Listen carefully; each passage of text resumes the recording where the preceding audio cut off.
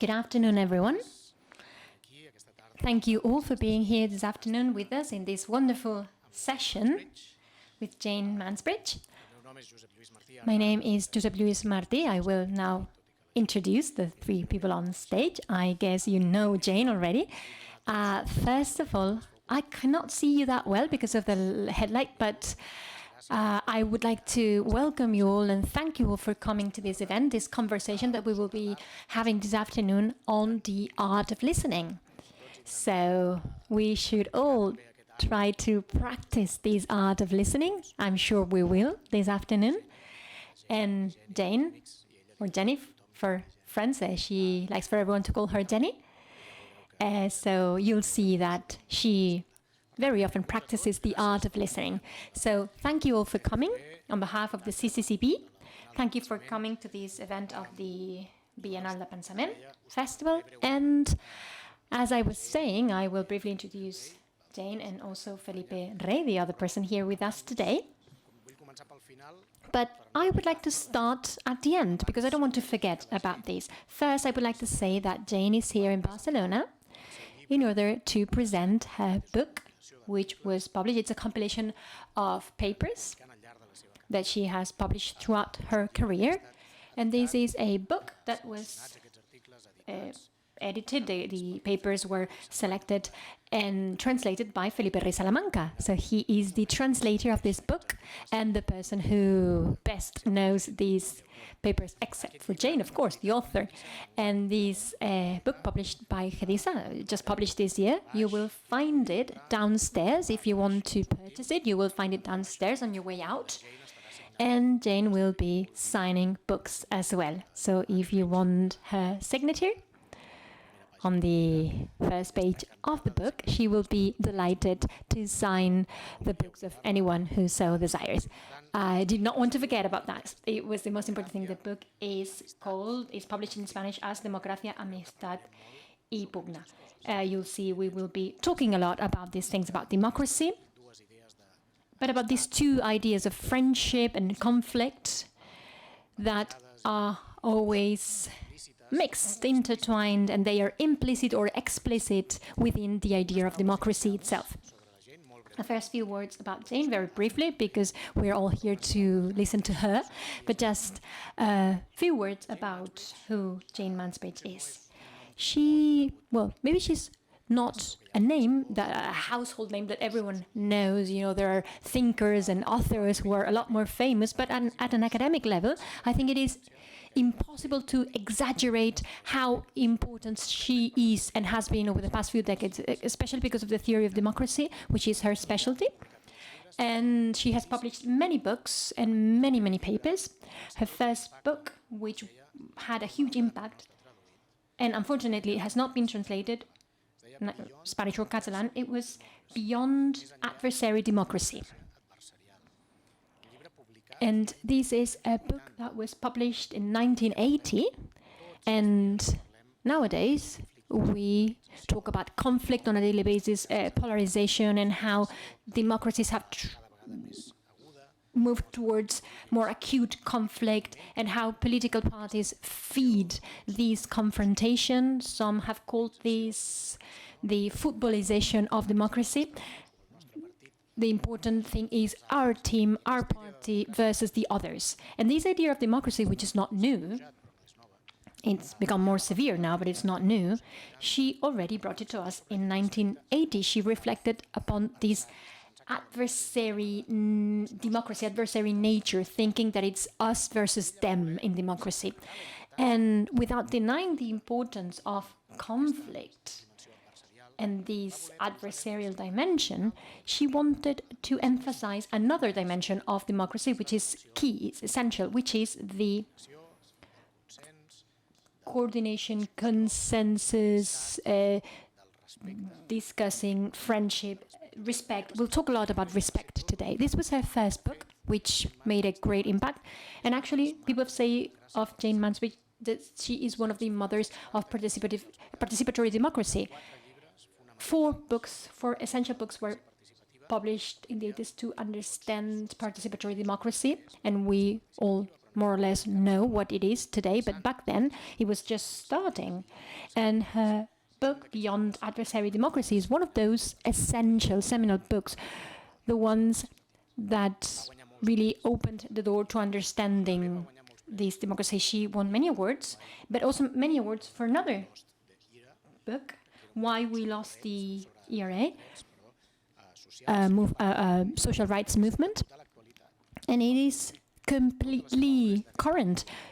All of her work is so current today, because at that time she analyzed the different social movements, and this can be applied to any examples that we want, but why the social movements that fight for a democratic idea and for rights, why they sometimes fail and they do not succeed, they do not reach a consensus or an internal agreement, and sometimes they become fragmented, divided, they quarrel, and this makes them fail as social movements. So it's very up-to-date everywhere in the world, really. And then many more contributions by her, many other books, deliberative systems, deliberative negotiations, always in order to understand democracy better and what could be the aspirational idea of democracy, but also, and this is an essential feature of Jane that has made her so important and so special, a theory of democracy which is very much rooted and connected to people. Actually, her first book, Beyond Adversary Democracy, it's an empirical study. She tells us about the interviews, in-depth interviews she conducted with activists or people who participated in town meetings in the United States, and she wanted to understand the point of view of citizens.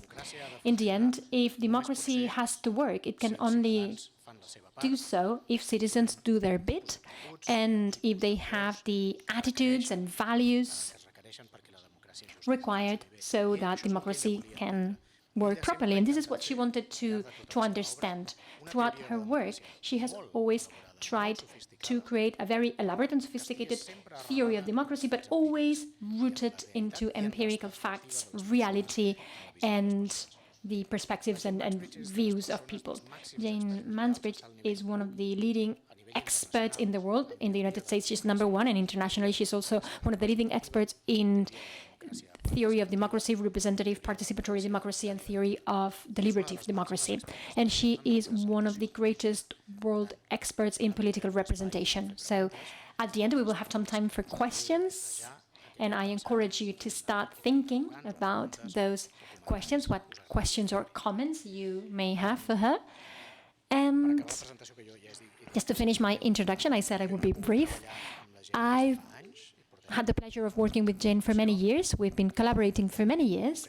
And specifically, I met her in 2003 at a conference in Granada, and I was fascinated instantly. I was already fascinated by her books, but I was fascinated by the person, but by Jane Mansbridge, the person, because she's so warm and open and approachable, and she can truly listen. So it's no wonder that she will encourage us to think about the art of listening. And I can assure you that she is a person who really listens. And a bit after that first meeting, she invited me to the academic activity. I've been in this field for 25 years, and maybe that was the academic activity that made me the happiest, the most important one I've participated in, which was a meeting in Harvard where we met. Well, she invited the best, the top world specialists in deliberative democracy, Republicans, also people from all different families there together to debate a single point. What is the role of self-interest in deliberative democracy and politics? So without any further agenda, just debating about that point and trying to all learn collaboratively, she invited the top specialists in the world and me, a young academic at the time, who was impressed by what I was hearing, and what I saw and heard there was impressive, and it bore fruit, a paper. And then it had also continuity in other activities that she has conducted, because she has always tried to consensuate ideas with the academia to try and reach an agreement, if possible, to help improve the democratic theory. So ultimately, Jane is always trying to find solutions to problems, specifically helping those that are most vulnerable, the ones who have no visibility, the ones who have no voice. This is fundamental. But her main concern is practical, and then she does theory to try and best understand how we can help these most vulnerable people. You will enjoy her talk so much, and I hope you will also enjoy the debate afterwards in the second part of this session with Felipe Rey Salamanca. As I said, he is Colombian. He is a professor of the Javerian University in Colombia, but he's also a PhD by the Pompeu Fabra University. He got his PhD here. He lived in Barcelona for a few years, so he is a local. Anyone who lives here for more than 3 months can be considered a local. And he is not by definition, but because it's in his soul and because he loves Barcelona and Catalonia, and it's always a pleasure to have him back here. He's done excellent work translating the book. He is the best translator that we could have found for a book like this.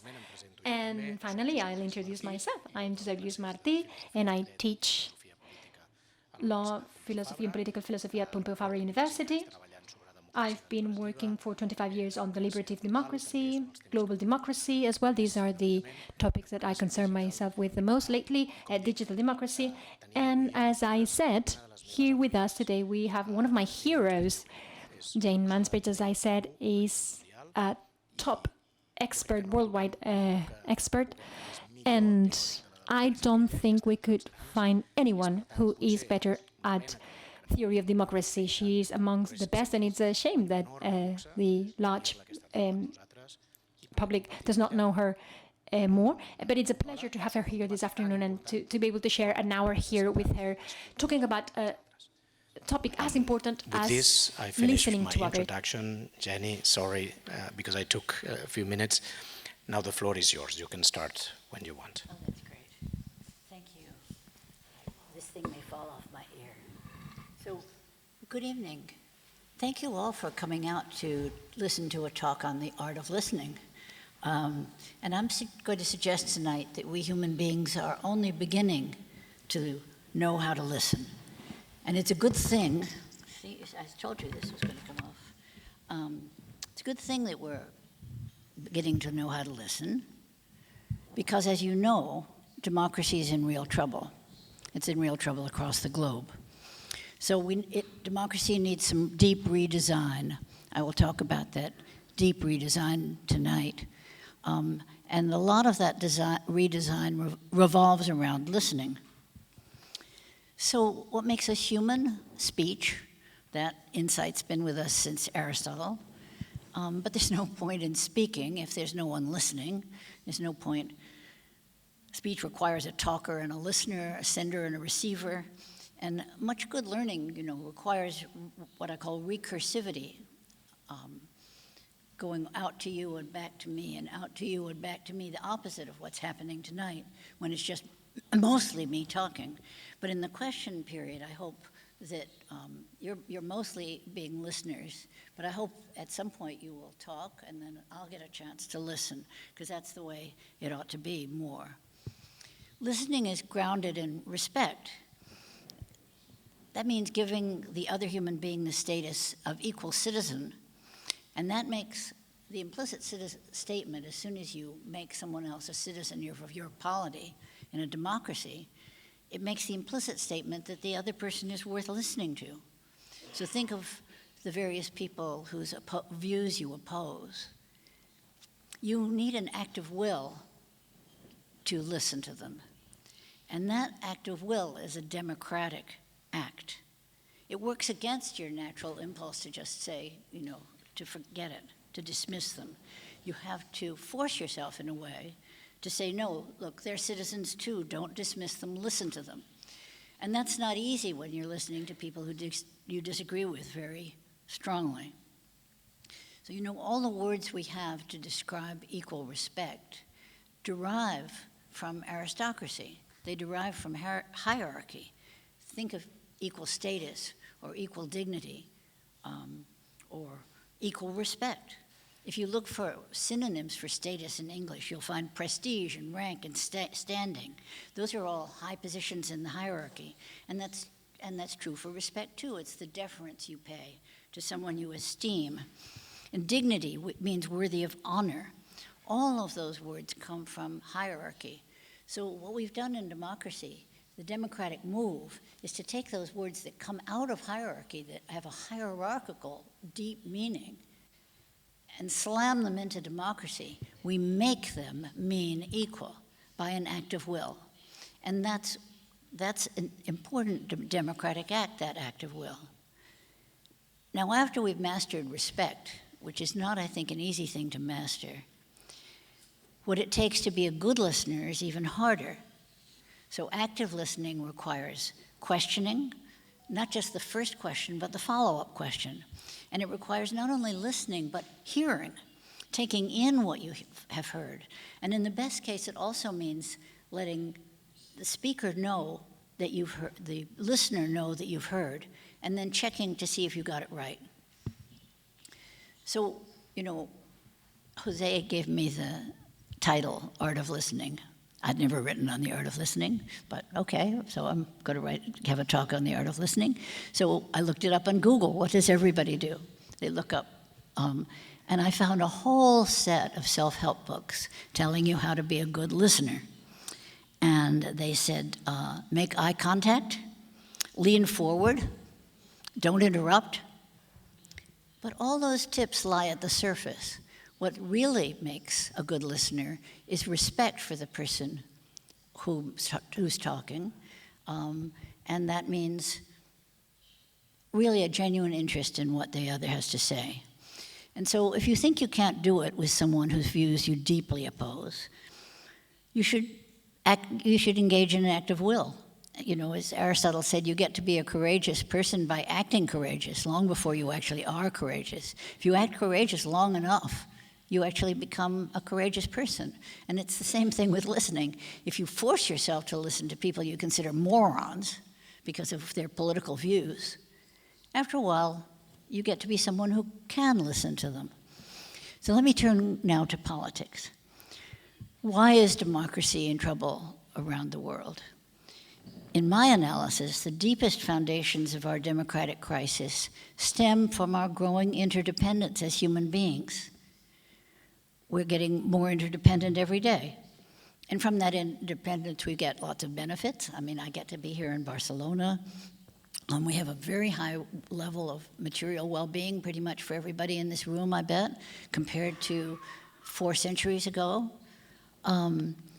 Many people lifted out of poverty, at least, you know, unless we have nuclear war or global warming, both of which are on the horizon. But if we continue our interdependence with that division of labor, we'll be able to pull most of the people in the world out of poverty. It's fantastic, this interdependence. But it has a side effect that you might not have noticed. As we become more and more interdependent, we need things that facilitate that interdependence. We need airports. We need harbors. We need airport regulation. We need harbor regulation. We need emissions regulation. We need all sorts of regulations that, in a less interdependent world, if we were just all farmers off being able to do our thing and relatively self-sufficient, we wouldn't need any of those things. Well, all those things are what economists call, or what my word for it is, a free use good. It's much more efficient if you build a road and don't have tolls. Imagine if every single road in Barcelona had a toll on it. That would have a big negative effect on interdependence.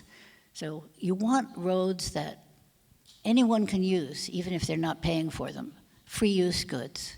Now, free use goods, and this is a concept that if you don't know it from economics, I hope you'll learn it tonight. A free use good is a good that anyone can use without paying. Law and order, common defense, toll-free roads, the internet in most cases. You can use it, electricity in the streets at night. You can benefit from it without paying for it. Well, you know, if you can benefit for something without paying for it, naturally you don't pay for it. So how does it get produced? The only way it can get produced is if people collectively decide in an act of voluntary solidarity or duty, I'm going to help, I'm going to I'm going to pay money to get those electric lights up. But that's usually not quite enough. And so human beings invent the state, and they invent the state which is a force of coercion. The state creates coercion. So all those free use goods that you have, that we're enjoying right now, to the degree that the air is clean here, that's a free use good. To the degree that the air is clean, there's some regulation that's cleaned it up. That regulation has coercion behind it. So the more interdependent we get, the more free use goods we need, the more state coercion we're going to need. That flows from our interdependence.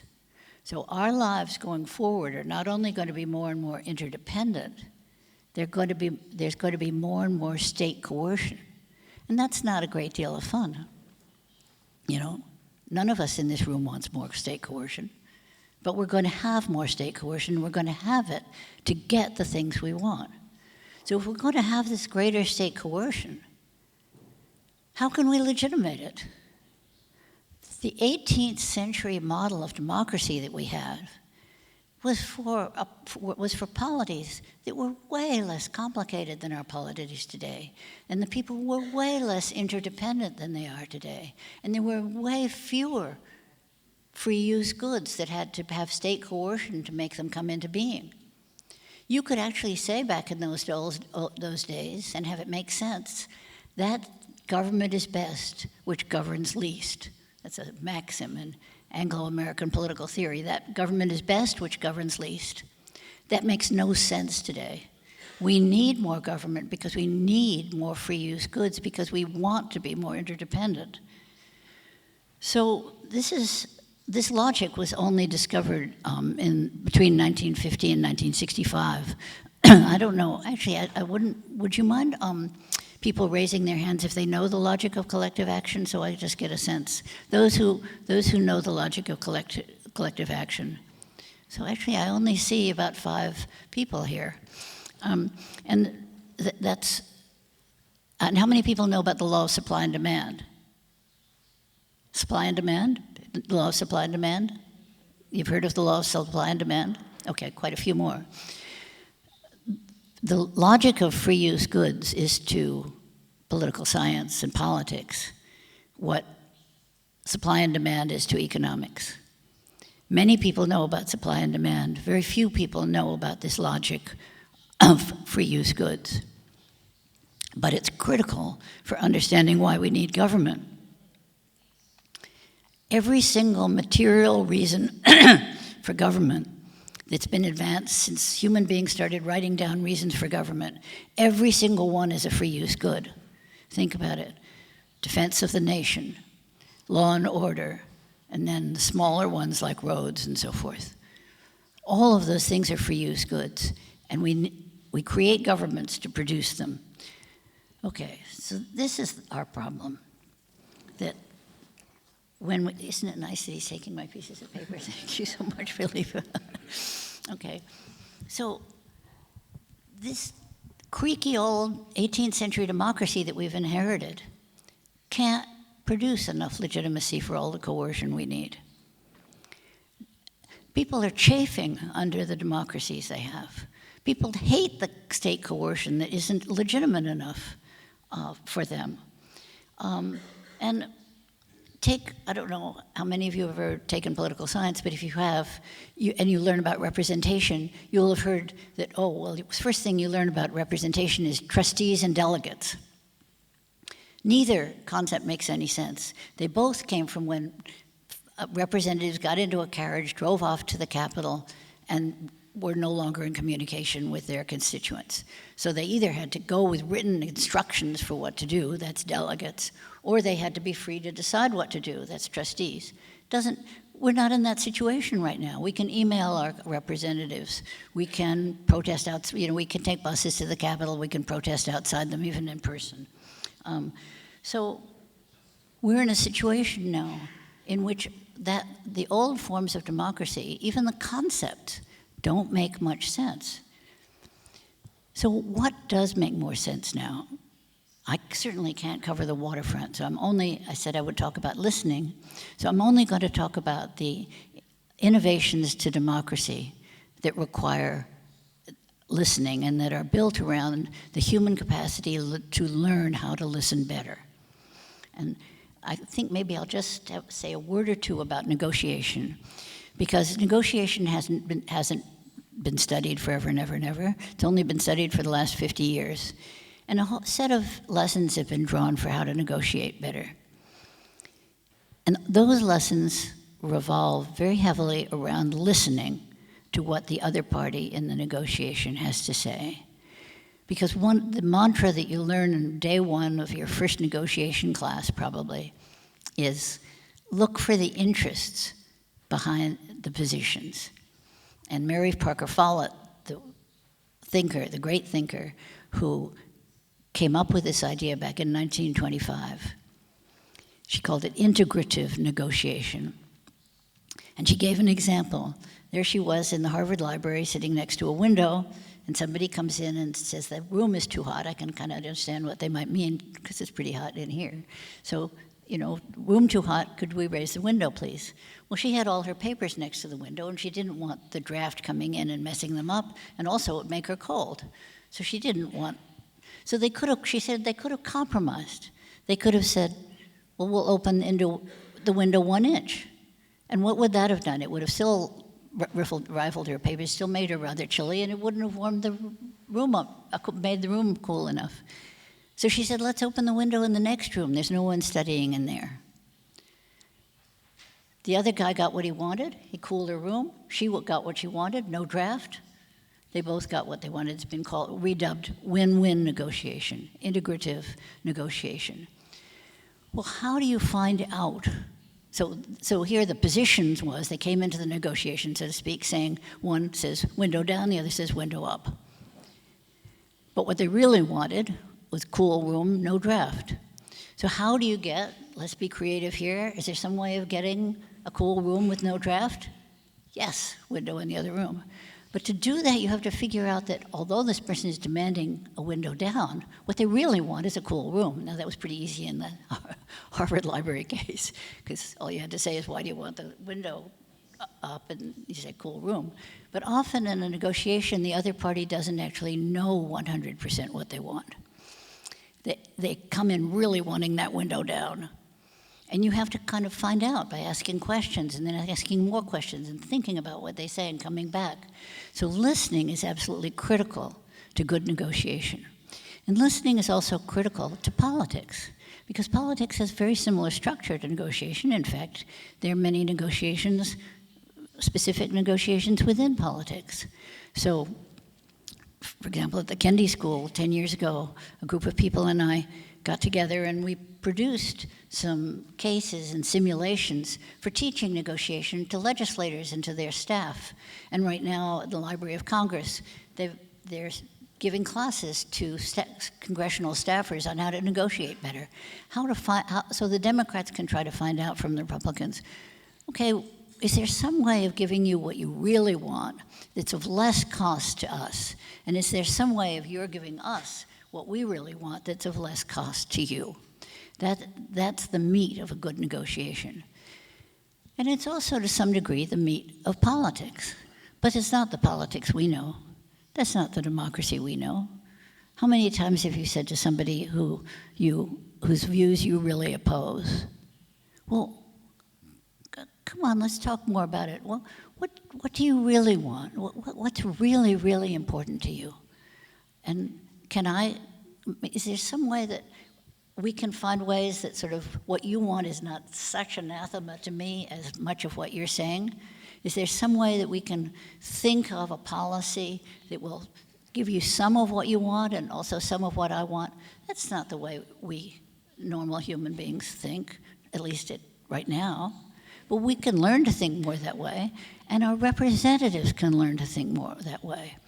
And how do human beings think differently? They think differently in part because the institutions around them coax them to think in one way or another. The institutions around them can coax you to really hate your opponents. The institutions around you can coax you to negotiate with your opponents. The institutions around you have a great deal of effect on the way you approach the world. So our job going forward, I think, in part, is to try to design democratic institutions that coax us in the directions that after some thought we have decided we want to go. And we're at that moment in history right now where that kind of thought is not only possible, it's absolutely necessary. I think we've been too laid back about our democratic institutions. Well, they've lasted for years and years and years. They're going to take us for years and years into the future. That's not the case. We need to really be thinking about how to make our democratic institutions better so that all these laws that we're going to have to obey have a lot more legitimacy than they do now. That's, you know, if you look at populism in this volume that we're gathered here to some degree to talk about, Steve Macedo from Princeton and I have an article on populism, and there we say, you know, its core meaning is the people versus the elites in a moral struggle against the elites. Well, you know, the other stuff, the sort of the homogeneity of the people, the exclusivity of the people, direct rule, strong leader, those things are not true of every single populist party. Populism can be to the left or the right. Why does populism come about?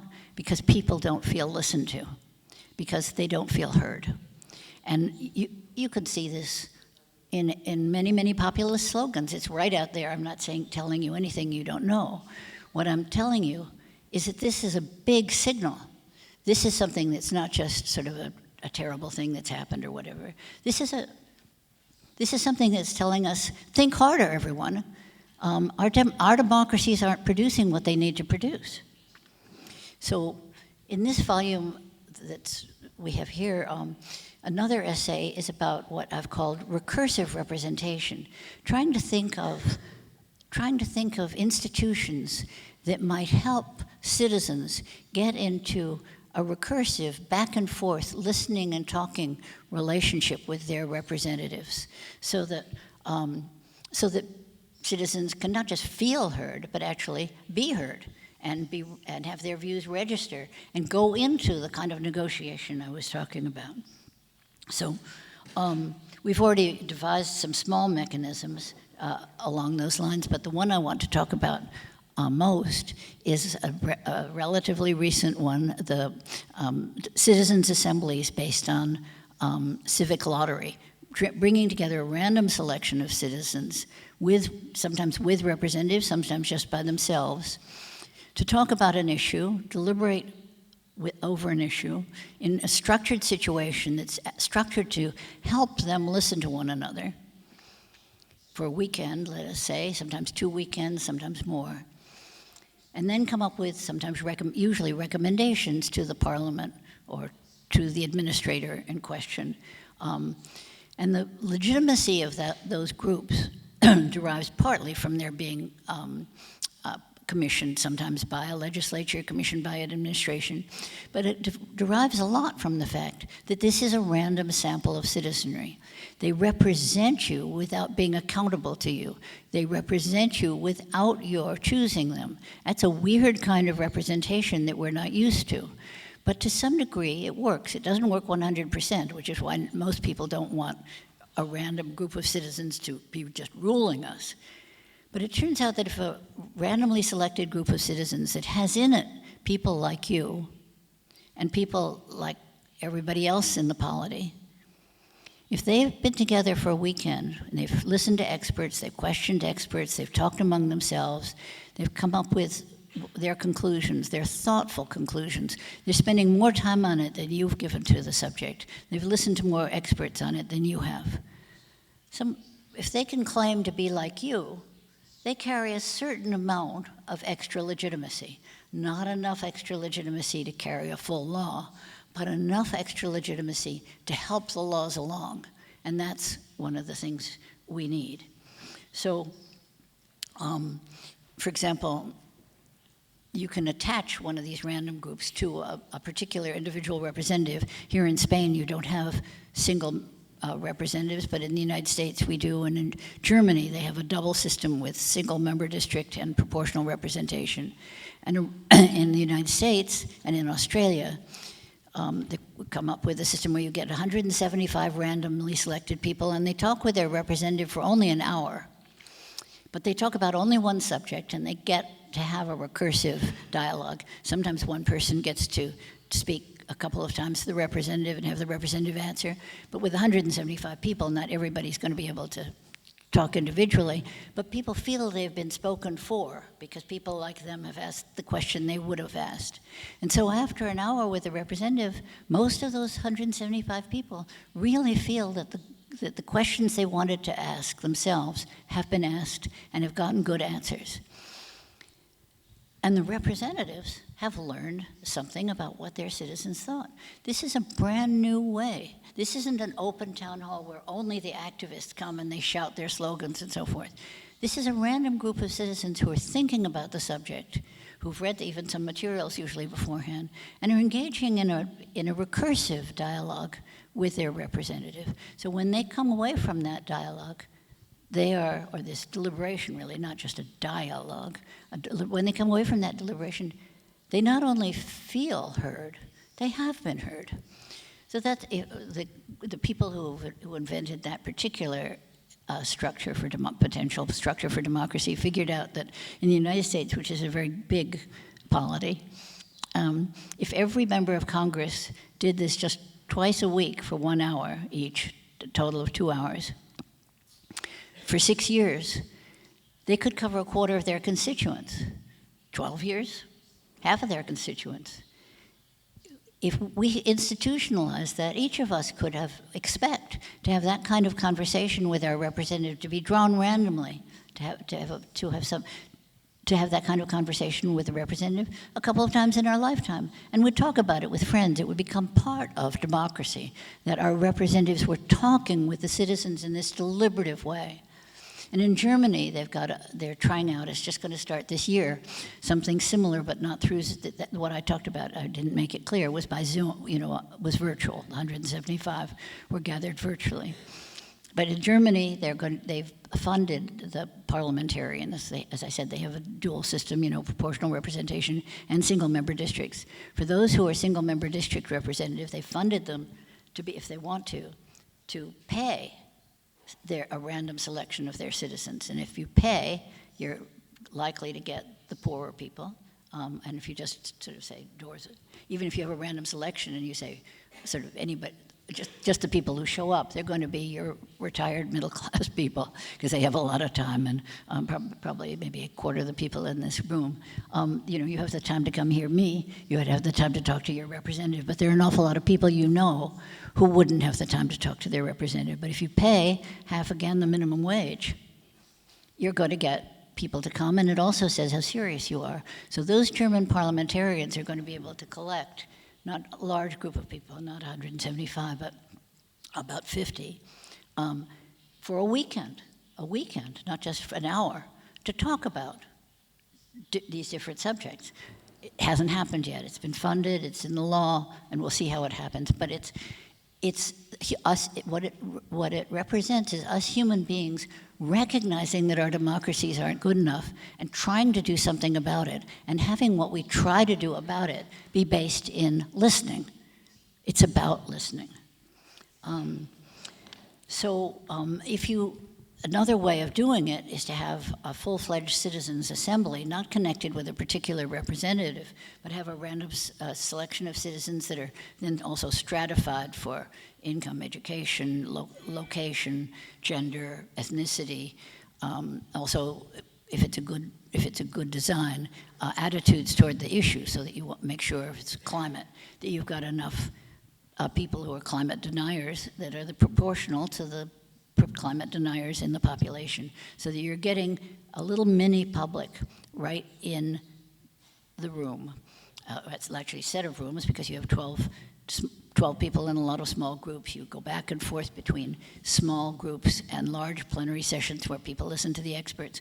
And we've now had this kind of thing going on we've experimented with it in various ways for almost 20 years.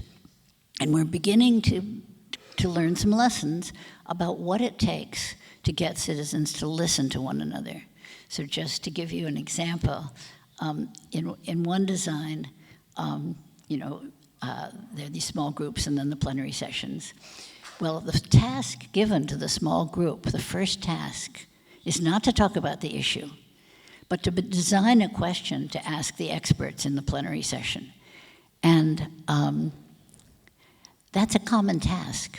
And we know from social science going back to the late 40s that one of the best ways to overcome division in a group is to have that group engage in a common task. Well, it wasn't the people who discovered this in the course of designing the citizens' assemblies hadn't read the social science going back to the 40s.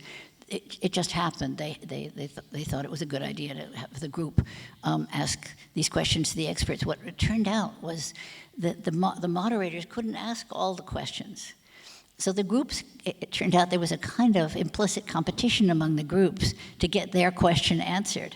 And so the groups started really wanting their question to be answered, not the other person's question. So they started really trying to come up with good questions. And they would spend some time, first coming up with a question. They'd have 10 questions, they'd boil it down to 2. But then the wording of the question, and at the end, toward the end of when they came up with a good wording, there would be a high five. Boy, we're going to get that, our question, that's a really good one, we're going to get it asked. And that when they asked the question, the person would say, the illustrious group 13 asks the following question. So you were creating a group spirit, a group task, and that then helped everyone listen to what the other people had to say. That was an accident, but we've learned that lesson from that particular group. So there's lots of things, lots of little lessons. A good moderator, of course, we'd all know a good moderator would do this. One of the things that's kind of interesting is that some people, the Stanford Center on Deliberative Democracy has come up with an automatic moderator for online sessions. And the automatic moderator just says, Jane, you haven't talked for a while. Do you want to say anything? It turns out that the automatic moderator is actually better than the human moderator. Why would that be? I don't know, but my guess is that when a moderator says to me, Jane, you haven't talked for a while, there's a teeny bit of criticism may be implied. I mean, I'm sure a good moderator is not going to let a hint of criticism cross her voice, but, Jose, you haven't spoken for a while. It kind of makes you, but if you know all it is just this automatic thing, that if you haven't spoken for more than 7.5 minutes, this thing will come up and say, Jane, you haven't spoken. There's obviously no hint of patronization there. So have we stumbled on something? Have we stumbled on a way of getting people to speak who would not otherwise speak? We might have done so just by accident. So this is where we're going in democracy these days. We've got a long way to go in improving the way citizens listen to one another. But the last in-person randomized citizens assembly that I attended ended with Trump supporters from Texas hugging liberal progressives from New York. That's pretty heavy. I mean, you're not going to get me to hugging a Trump supporter from Texas, but if I went through this, maybe I would. So this is where we're going. Now, as important as proper random selection and good internal design is making sure that actual power holders listen to these citizens' assemblies. And that's another new frontier that we're working on. How do we get the parliament or the administration to pay attention to this work that citizens have done, listening to one another? And that's a tricky matter, because if you bring parliamentarians into the group, they might dominate, right? Turned out they didn't dominate in Ireland, but the people who studied it are not quite sure what it was about that institutional design that kept the parliamentarians from dominating. It's all in its infancy. It's just all beginning. But we're walking down the right road here. We're trying to figure out how to get citizens to talk with one another, how to get representatives to talk with citizens and listen to citizens, citizens to listen to one another, and then we're trying to get the parliaments as a whole to listen to what the citizens say. That's where we are.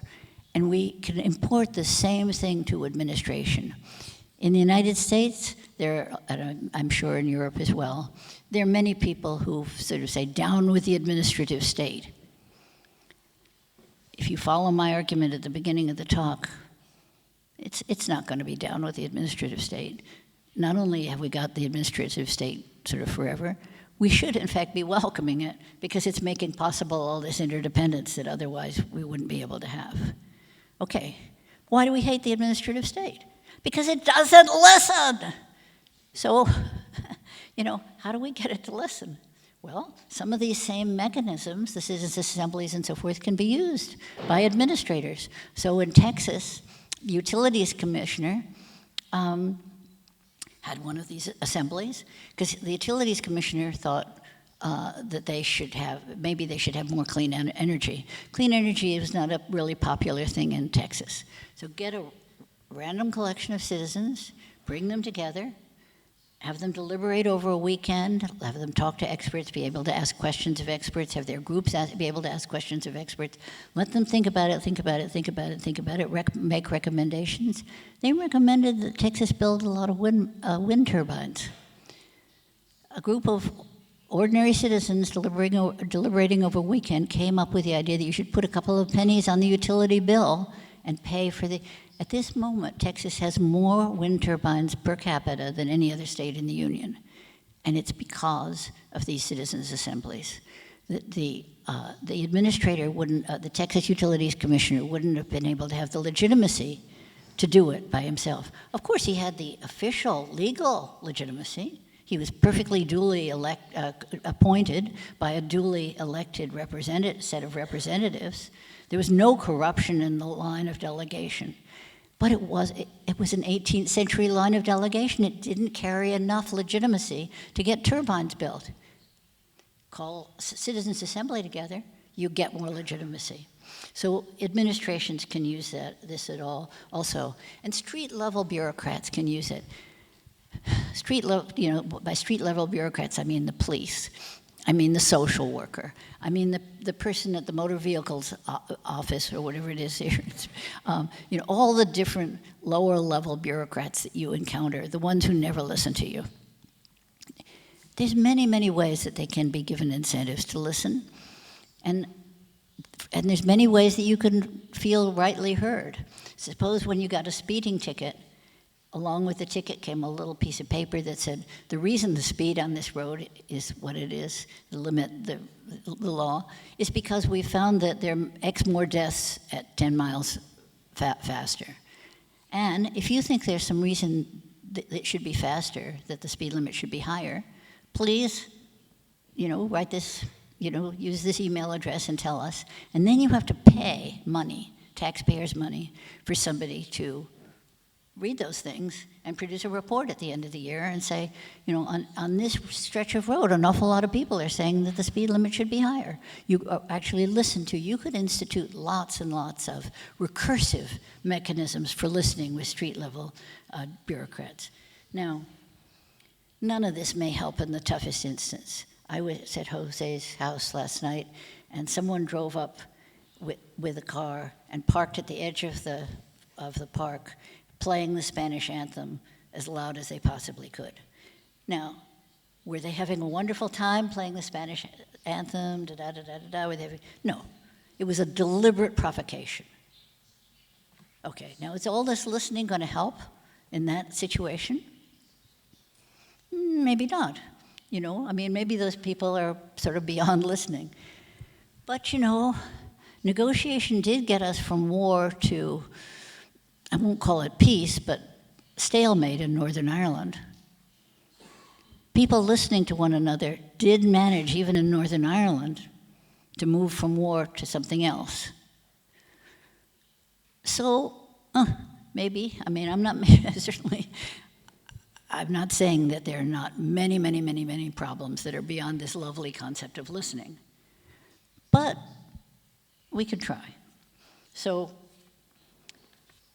what I've come to see is that our democracies are not designed for listening, and if they're to flourish, we need to redesign our political institutions to introduce and reinforce listening through more, for example, I didn't talk about descriptive representation, but this recursive representation and this new vehicle of deliberative assemblies constituted through a civic lottery. Negotiation can play a larger role in future generations. So right now we don't have many institutions that facilitate listening, but we're smart, we're human beings are smart. And once we understand the problem, and I'm trying to put the problem before you, we may come up with a host of partial and potential solutions. So everyone in this audience is full of brains, and the next time you're infuriated with the political process, which I'm sure will come maybe later tonight, or maybe you're already seething as you sit in your seat, put yourself in the seat of a designer of democracy and ask if any part of what infuriates you could possibly come from failures in listening. And if any part of it does arise from failures in listening, that you think it might arise from failures in listening, ask how you think existing institutions could be changed to facilitate more listening. And if you can think of possible changes that would make things better, tell anybody you know who might affect the outcome. And if you can't think of anyone, which is probably likely, why don't you email me, jane_mansbridge@harvard.edu. And then we can at least commiserate together. And who knows, we might even be able to start something. Thank you.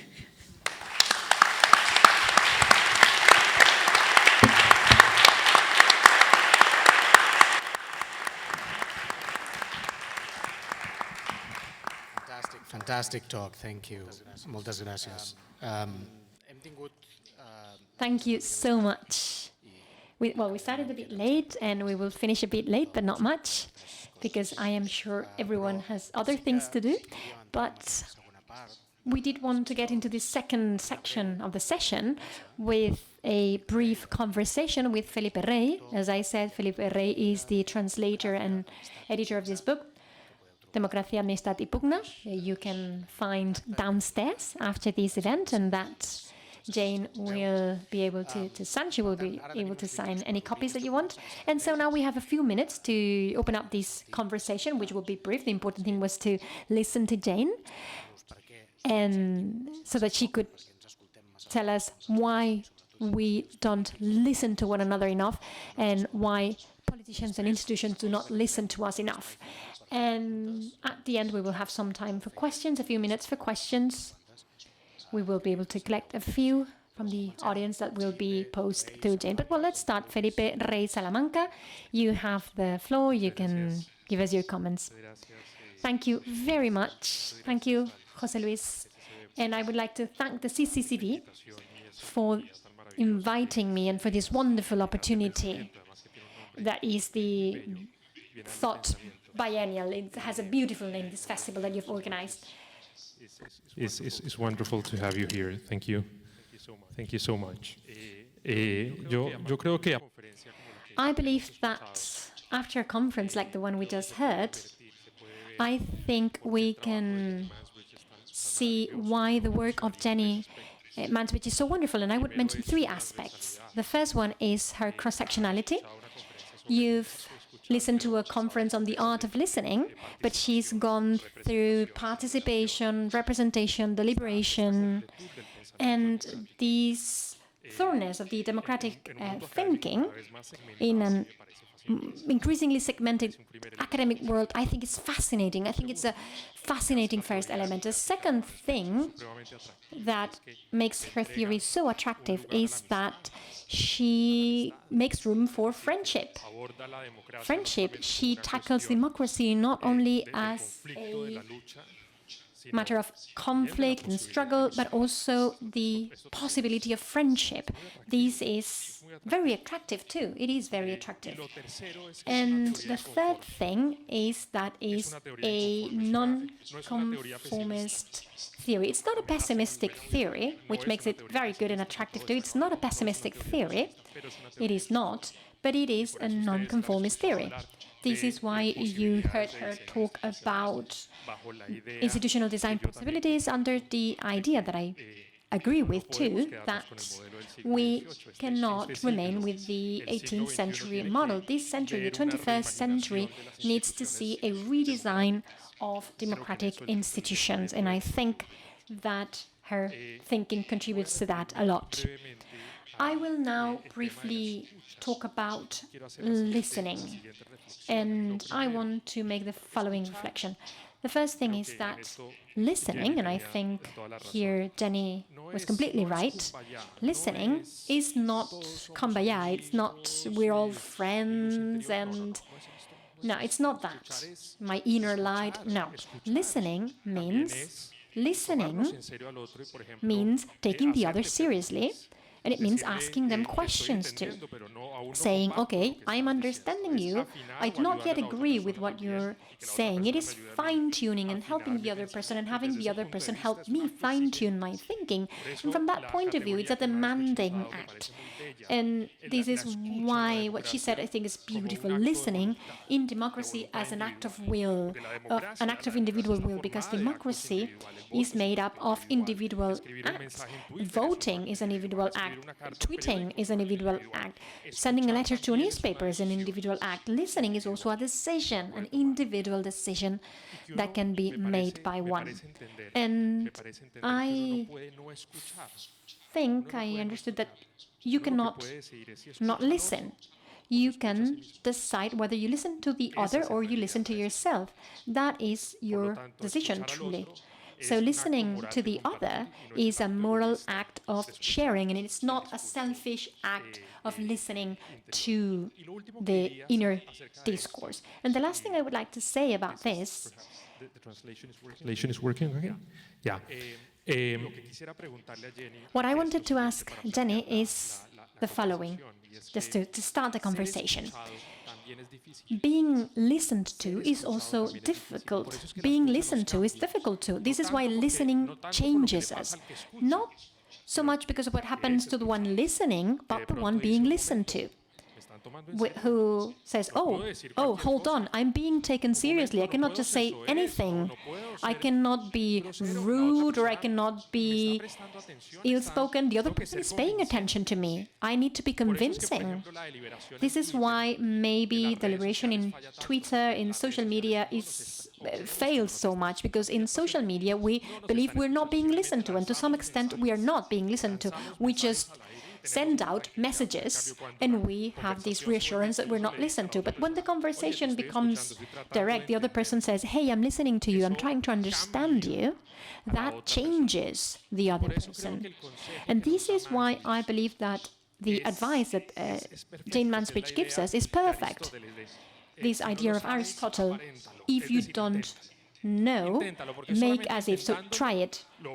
Just by trying, fake it till you make it, you will understand. So the question I wanted to ask you, Jenny, what I wanted to ask you is as follows.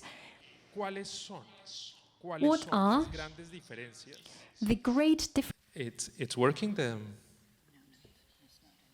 It's not working? Sorry, a little trouble with the translation here. Go ahead. Okay. So the question I wanted to ask you is, how do you believe that people are changed from a moral point of view, but also as subjects of democracy? How do you think people are changed when they feel listened to? Even people who may have radical thoughts, because this would constitute a reason to listen to them, of course. So why? What is the reason? And how do people change when they feel listened? Yeah. So maybe we should do it in English.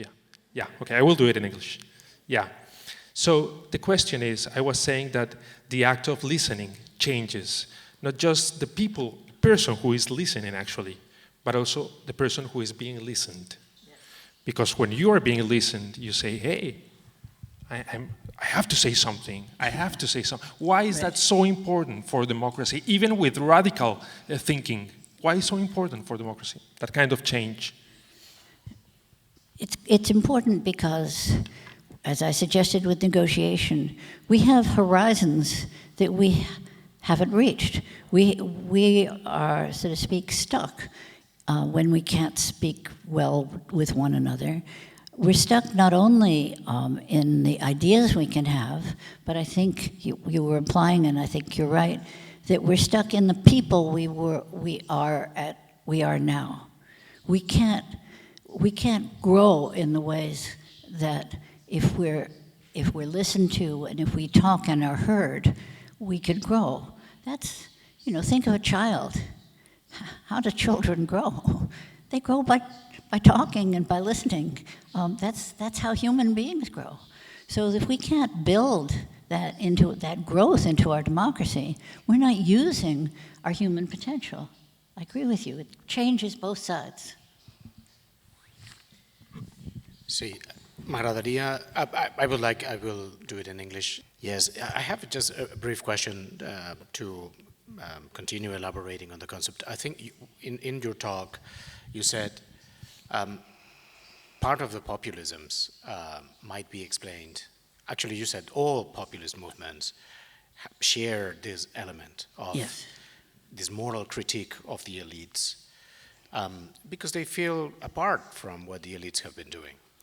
And for you, one fundamental aspect of that is that they don't feel as being listened by institutions. And I guess this happens not only with populist movements. I think many citizens don't feel sufficiently listened by institutions. Many people talk today about the crisis of democracy, and they say that democracy is in danger, that there are too many threats. Populism might be one of them as well. And one aspect of this crisis is that people feel apart from politics, from democratic politics. They feel that the language that politicians speak is not addressed to them. They don't really understand what is going on. And some of these might have to do with this fact that people don't feel sufficiently listened. And you insisted, and I would like you to elaborate a little bit more. You insisted that we have inherited democratic institutions that were designed 200 years ago. And you said the reality today is much more complex. But wouldn't you think that there is also another component, which is that citizens today, in contrast to citizens 80 years ago, maybe, or 50, citizens today expect more from politicians and leaders. Because if we look back, it's not that politicians in the 50s or 40s or the beginning of the 20th century, they were better listeners. No. But I think that citizens expect more. It's the citizen expectation what is rising. And I think maybe institutions are not matching, are not giving what people expect with good reason. Would you agree with that? How you would? Yes, I would agree. I don't put as much weight on that, but I completely agree that we have a much more educated citizenry now. But I would also say it's a citizenry that feels the weight of government coercion every day. They don't live their lives in a way in which the government just intervenes on Tuesdays and, Fridays. They live a life in which the government's there all the time. So they're both educated and they demand more, and they're expected to, they're being coerced more. So it's a bad situation. So I think one thing that 18th century democracy didn't have was any expectation for descriptive representation. And by descriptive representation, I mean being represented by people who share your background experiences. So if you're a farmer, someone from a farming community being a representative. If you're a woman, someone who's a woman. If you're an immigrant, someone who's an immigrant. If you're black, someone who's black. If you're X, someone who's X. Because it turns out that once you think about communication, which the 18th century people didn't think about, because why would they think about communication? Their representatives were off in some capital, nobody was communicating with anybody. Once you start to think about communication, particularly for disadvantaged groups, it's much easier to communicate with someone who has some understanding of your background. and actually comes from your background is even better. So speaks your slang, smiles when you make the joke that you make, and speaks with you in your own language, so to speak. 18th century never thought about descriptive representation. In fact, much of the early work in political theory, political philosophy on representation, well, actually, the 18th century did talk about descriptive representation in the way of mirroring. They thought that the parliament ought to mirror the whole country. Some group of people did. But once you got down to, but it wasn't a matter of communication. And once you start thinking about communication, though, you begin to see some of the advantages of some descriptive representation. It doesn't have to be, if you're in a single-member district, your particular representative. It could be someone from another district. In the United States, blacks will contact black representatives who are not at all in their district with some problem or other because they're black, and that they think that representative is going to understand me. So I think that once you start thinking about the whole problem of democracy in terms of communication, you begin to open doors that 18th century democracy never opened. I will agree with you very much that the citizens are more demanding today, and well, we should be. Come on, we're being coerced more. That coercion should be more legitimate, and we're smart enough to be able to understand what's going on. One piece of the descriptive representation that's gotten much worse over the past 50 years has been the descriptive representation of the working class in the parliaments of Europe and the United States. It used to be that in some parliaments, 30%, 40% of the people would be working class because the Communist Party had as a rule you had to be working class, and the Socialist Party was trying to have lots of working class people, and of course we had strong labor unions at that time and much more industry. As industry has begun to collapse, unions have begun to collapse. The route of many working class people into positions in parliament as elected representatives dried up. And so now we have parliaments that are often 100% non-working class, 100%. So the language, and the understanding of the life, the understanding of the kind of problems people face. So I have in the next volume, I have an essay about descriptive representation, and in that I speak of uncrystallized interests. Those are interests that haven't reached the political. Now, many class issues have reached the political arena and have been talked about and so forth. But there are a lot of issues. For example, there are now enough black women in the US Congress so that there's actually a caucus of black women. There are enough of them to create a teeny little caucus. And what have they produced? They produced a caucus on maternal black health. It turns out that black women have a lot of very specific problems with the health system that are not true of white women or not true of black men. And because there's a little critical mass of this one descriptive group, they've taken this interest, which nobody ever ran for office saying, vote for me because of black women's health. That interest was uncrystallized. They've figured out this is an important issue for their constituents and, in fact, for the polity as a whole. So that descriptive representation for the working class, I think, is one of the reasons you have, the lack of descriptive representation is one of the reasons you have such anger among working class people in the United States and Europe today. There's no one speaking, no one really kind of getting it. People are talking about all sorts of things that are important to working class people, but they're talking in professional language. They're not, take the masks, take COVID. The huge anger about masks in the United States, for example. In all of that, nobody ever suggested having a kind of pamphlet, a one-page thing that an employee of Walmart could give to someone else with a picture of how many particles came out when you were breathing, wearing a mask and not breathing, and not wearing a mask, speaking, wearing a mask, not speaking, and coughing, wearing a mask, not coughing. There's a pretty dramatic, when you see the diagrams, there's pretty dramatic differences. And you could say, dear non-mask wearer, I understand, I'm handing it to you. I understand why you're not wearing a mask. I really respect your right not to wear a mask, and if you don't want to, that's your right. But take a look at this diagram.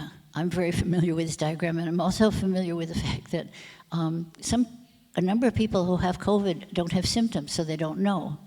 And you know, 950 people come through my line every day, and they're only 2.5 feet away.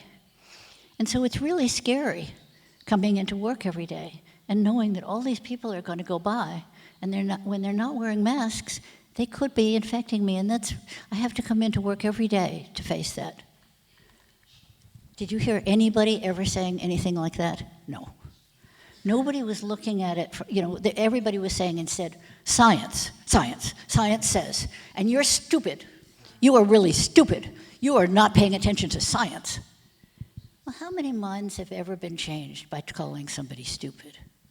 Not terribly many. And that's what we've been doing. We've been calling all the people who were not wearing masks stupid and saying science with a capital S, instead of trying to figure out what would make sense. What would make sense from their perspective? Now, I don't know whether this letter that I just made up would have any effect. Let's try it and see. But nobody was trying it. And I think that descriptive representation helps people say, well, wait a minute, that's not going to make sense to my people.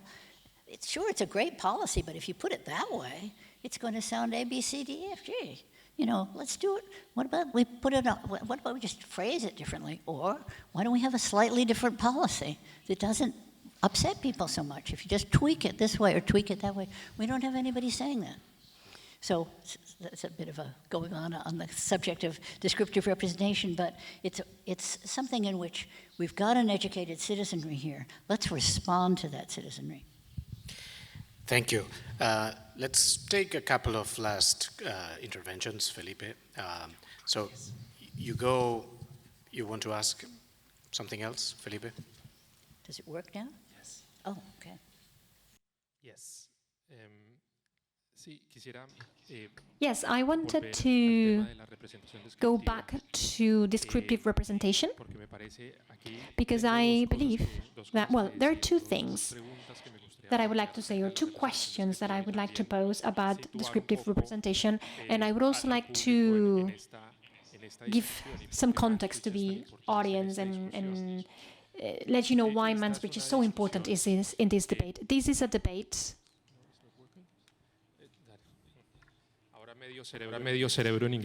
Half my brain is thinking in English now, and a quarter is for the ideas. That's difficult. The thing is that the discussion started in the 90s. And the idea in the 90s was that you could be represented, your interests could be represented just if you have a representative that thinks as you think. It doesn't matter if you are a woman and you have a man as a representative or if you are black. ¿Qué pasó? Or if you are black and you have a white representative. But this started to change in the decade of the 90s thanks to the work of Jenny Mansbridge and other feminist authors. For example, Iris Marion Young, Susan Moller-Okin, Ann Phillips, Melissa Williams. And they say, hey, ideas is not just the only thing that matters. I don't want just my ideas to be represented. I want to be represented with my gender, with my age, as I am, not just as I think. So that's a huge difference. And Jenny wrote one of the most famous articles that supported gender quotas in the 90s. So this was very, very important for the institutional evolution that we had this century. But Jenny, I have two questions about descriptive representation. The first one is, I feel that we need to understand or try to understand descriptive representation, not just in political institutions, but also in informal institutions. So the problem for women is not just that they are not in parliament or in governments. The problem is also that they might not be in the media, in academia, in other forms of influence. And the same happens, of course, in the discussion about race. So I have this systemic concern. And Jenny Mansbridge is also one of the main theorists on the systemic approach to democracy. So she has a lot of things to say about this also. And the second thing I would like to ask you is, there is also a huge discussion, a political discussion in all our countries, maybe more in Latin America, which are more unequal countries, about luxury or how rich politicians can be and how different can get they from the people. So they may have many luxuries, high salaries, they might fly in business class, they live as kings, while the people still live as peasants. So the question is, do you think that that descriptive representation is also important? Do you think that it's also important for our politicians to live like us? That's another form of descriptive representation of ordinary life, if we can say. Right. Bueno, salió bien, con un cuarto de cerebro, pero salió bien. Well, I was just using a quarter of my brain, but I think it came out all right. Now, in that article to which you refer, the title is, Should Blacks Represent Blacks and Women Represent Women, ? A contingent yes. And the point of the article was not just to say descriptive representation, hurrah. It was to say that descriptive representation is more important in some contexts than others. We don't have descriptive representation for various reasons. Now, if you're going to push descriptive representation, there may be some costs. Probably are some costs to promoting this, because it's not coming up naturally. So when should you be willing to pay the cost the most? And when can you afford to say, okay, already, so what? And what I was suggesting was that there were specific contexts in which it was really worth making some effort to try to produce descriptive representation. And I talked about one today, which is the communicative one. And I've also, actually, the second one came up too, because I talked about uncrystallized interests, where there are important uncrystallized interests and where there's a very strong, what I called, history of communicative distrust, as there is in race. There's not so much history of communicative distrust between men and women in the United States. A little. In the course of trying to pass the Equal Rights Amendment, there were no major senators that could pass the Equal Rights for Women Amendment in the United States, so the women had to deal with the men. And there were some problems in communication, some distrust and some, for example, Senator Bai, who was the major person promoting the year, said, this is perhaps too in the weeds. Anyway, he made a suggestion that they drop the wording they have and go with another wording. If they'd followed his suggestion, there would be an Equal Rights Amendment in the United States Constitution today. They didn't follow it. One of the reasons they didn't follow it was because the communication lines were not very good. So even with women, there are problems in communication. But women have been living with men for quite a long time. I can communicate okay with my husband, I believe it or not. I can communicate with Felipe and Jose. I've got lots of male colleagues that I can communicate with just fine. So the communication gap between men and women isn't as great as it might be, let's say, for race, or it might be even for class. So I'm, for that so we don't have to worry quite as much about descriptive representation for women on the communicative front. So the contingency is quite important. So now when you go to the system, you want to use the same contingent argument in the system. Does it make that much difference that your garbage collector is a man rather than a woman? I don't see too many uncrystallized interests there. I don't see many really heavy-duty communicative gaps. Why not? But then my representative in Parliament, maybe those things are more important. So let's look within the system at the parts where there's real need for descriptive representation for various specific reasons. And those are the parts that we should start to work on. So it's a contingent argument. The second question was, the sort of connected question was, well, what about living like the people? Well, obviously, you're not going to get a parliamentarian to live like someone in the barrio. But luxury jets, that's too much. It creates a gap that feels completely, how can they possibly understand what I'm working 2 jobs and my kid's sick and I don't have anyone to care for my kid? How is this person who's got 5 nannies on a luxury jet going to have any idea about how my life goes. So I think that these huge gaps are very antithetical to good representation, and I think they're antithetical to good listening. I think that kind of representative, a woman from the barrio comes up and says, you know, and the person, oh God, you know, sort of, it's already almost 7:30, and I think it's about time to go. You know, you know, that they just don't want to hear it. So I think that, yes, real huge gaps are antithetical to good communication. Excellent. So, we will have time now for a few questions, a couple of questions at least. Let me raise your hands if you want to ask any question. Let's see. Okay, the woman there on the 5th row. Yes, you. Is there a microphone for the person in the audience? Yes, they are bringing. If you can, no, I said that woman first, and then you. You come next. So if you can be, si podeu fer preguntes curtes, i així potser encabim alguna pregunta més. Okay, I will try. I will try. Thank you very much for the conference, Jane. Very inspiring speech.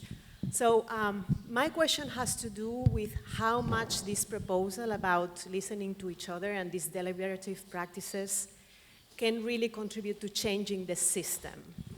Because I agree with you that this can be very transformative at an individual level and at a local level, but then when we think about how the system is going, it seems that they remain very much in the periphery, and that our system is still pretty much based on, you know, the old 19th century, at least, institutions of representations and parties.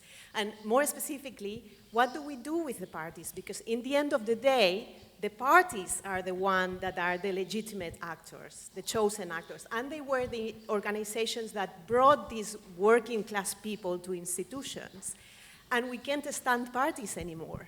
They are one of the most delegitimized institutions. So what is the interaction that you see between these innovation attempts and the parties that we have? That was my question. Sorry, it's a bit devil's advocate question, but... Gràcies. Agafarem 3, o sigui, vosaltres 2 també? Sí, davant. I si li podeu passar el micro... Pass the microphone over. Hola. Hello? I'll ask in Catalan if she understands...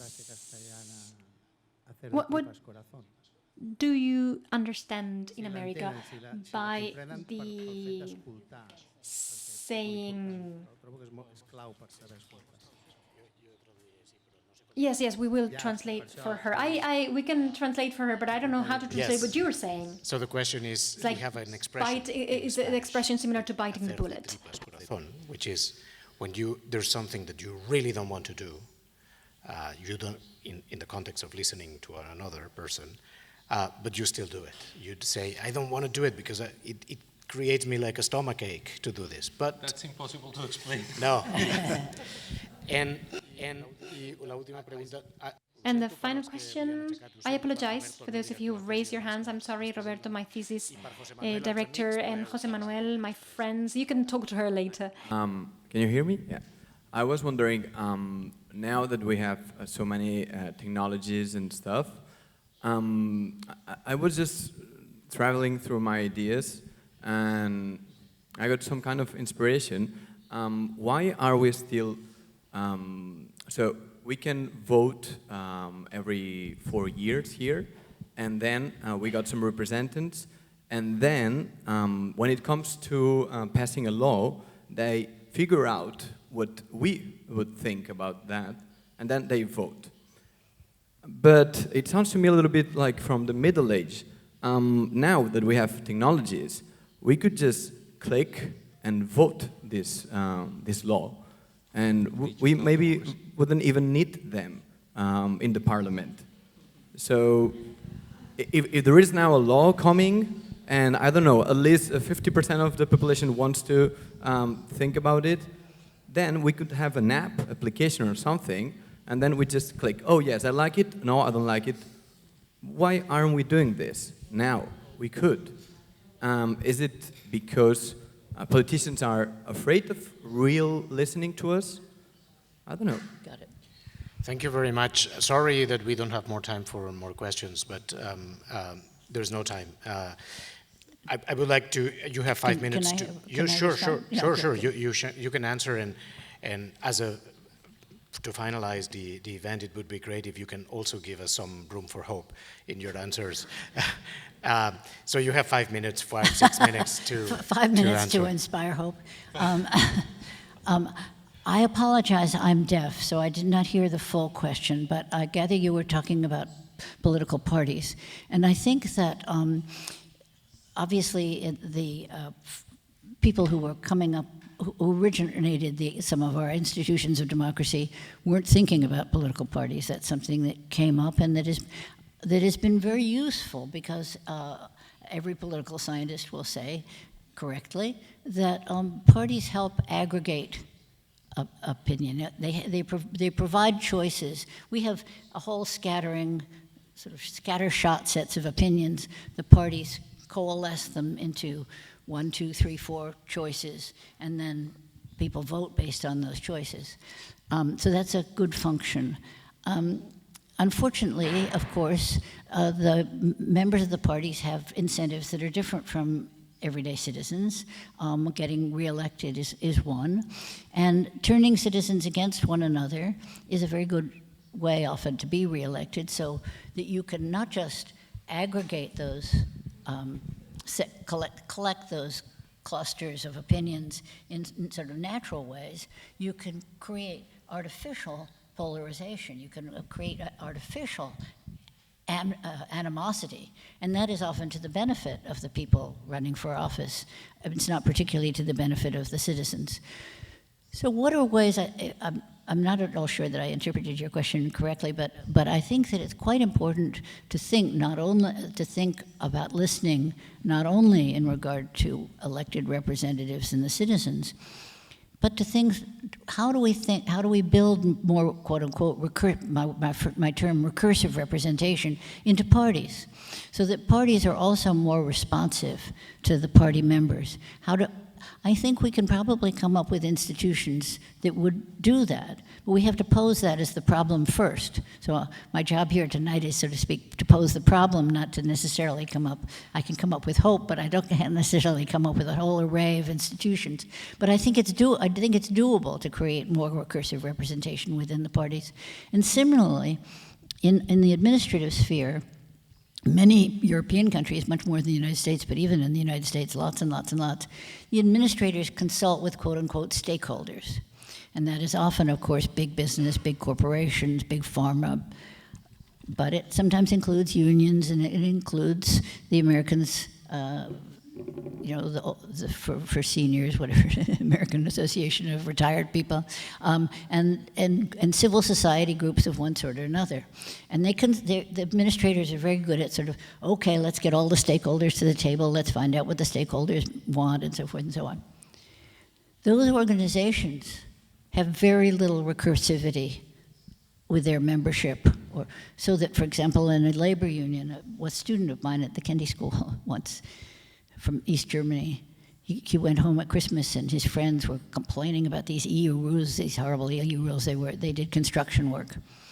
And he sort of explained some of the rules, and they said, oh, well, those are perfectly sensible rules. Why didn't somebody ever tell us? So the unions had no interest whatsoever in having a kind of recursive relationship, first of all, explaining the rules, but also finding out what rules didn't work for their members on the ground, and feeding that back up into the, so it's not just political parties that don't have these recursive apparatuses. It's probably almost any association that you belong to or give money to or whatever. They're not consulting you in any kind of recursive way. So if we start to take this problem of listening and this problem of communication seriously, we're going to be rethinking quite a bit within the larger system, not just elected representatives. And the second question was Jose Manuel, our friend, suggested a possible translation is bite the bullet. So when someone asked you to listen to someone with whom you disagree a lot, but you should nevertheless do it and bite the bullet and do it. Yes, I agree, and that's what I meant by saying it's an act of will. And that you learn through your act of will just the way Aristotle told us you could. That if you bite that bullet, if you grab your stomach time after time, your stomach will start to, not be quite so upset the 100th time. And you will change. You'll change. Because you'll have heard some people, and you'll think, oh yeah, here's that story again, but boy, have I heard that, 20,000 times. Wonder why 20,000 people are saying that to me. In other words, I think the act of will of just biting the bullet or holding your stomach and going forward and listening is required of us as citizens. Now, on digital democracy, why can't we just sort of click and have our opinions? I think the reason that's so popular now is precisely what I said. Citizens don't feel heard. So they're looking around. What kind of other mechanisms can we find? What mechanisms can actually get our voices out here? Okay, how about digital democracy? How about that? That's, I think, a response to not being heard. I don't think it's an actually terrifically effective response because what goes on, I don't know, I can't speak for the Spanish Parliament or the Catalonian Parliament, but I can speak for the US. What goes on is a lot of learning. Just like any job, it takes you the first year in a job, if it's a complex job, you're not just learning the rules, you're learning the rules under the rules, and you're learning the people. You're learning, okay, I can go to Jose. If I'm clutching my stomach and somebody, I could say, and he'll say, no, don't worry, Jenny, that's just be Philippe, he's like that every Wednesday, blah, blah, blah, blah, blah, and so I learned that stuff. I learned, okay, don't talk to Philippe on Wednesdays, Monday, Tuesday, but not Wednesday.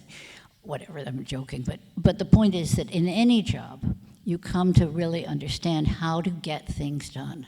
It's extremely important to get things done, and it's extremely important when you get things done in this world of coercion that we're facing, to get them done in ways that, so to speak, open the window in the next room, that don't just open the window, either keep it closed or open it way up or open it halfway. None of those solutions are very good, and those are the solutions that probably you would get on your digital. You'd get open window, closed window, or maybe half a window. You wouldn't get anybody saying, what about the window? That doesn't go onto the ballot.